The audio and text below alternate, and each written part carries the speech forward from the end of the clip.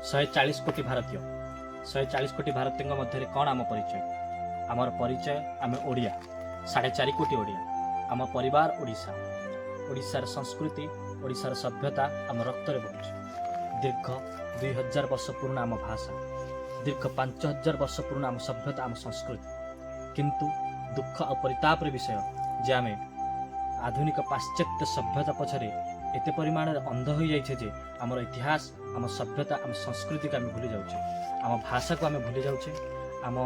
ऐतिह्य को आम भूली जाउछे आम सभ्यता आजिकल किंतु दुख परिताप विषय जे आज आम सभ्यता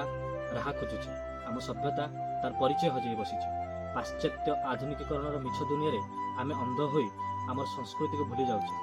आम भूली जाउछे जे निज संस्कृति को नहीं आधुनिकीकरण जीवन जापन करने को ही वास्तव में उन्नतीकरण कहुए। नमस्कार मो ना सतीश साहू आम उत्कलीय संस्कृति उत्कल सभ्यता जार प्रतिटी कोण अनुकोण रे स्वतंत्र इतिहास रही स्वतंत्र अनुभूति रही ए भूमि पावन भूमि ए भूमि गर्वर भूमि ए भूमि वीरंकर भूमि ए भूमि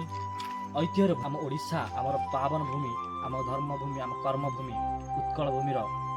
विभिन्न अंचल को जीवा से अंचल रही लुकायित इतिहास लुकायित किंवदंती लुकायित ऐतिह्य को आम आग को आने को चेष्टा करवा आम उक्त अंचल स्वतंत्र इतिहास को सर्वसम्मुख को आनिबा आम संस्कृति को आम आग को नवा छोटिया प्रयास करवा मोर प्रयास ए पावन भूमि उत्कल भूमिर कण कण रे इतिहास को आग को आने आपण मान सम्मुख को आने आमर जो स्वतंत्र किंवदंती रही आम जो स्वतंत्र इतिहास रही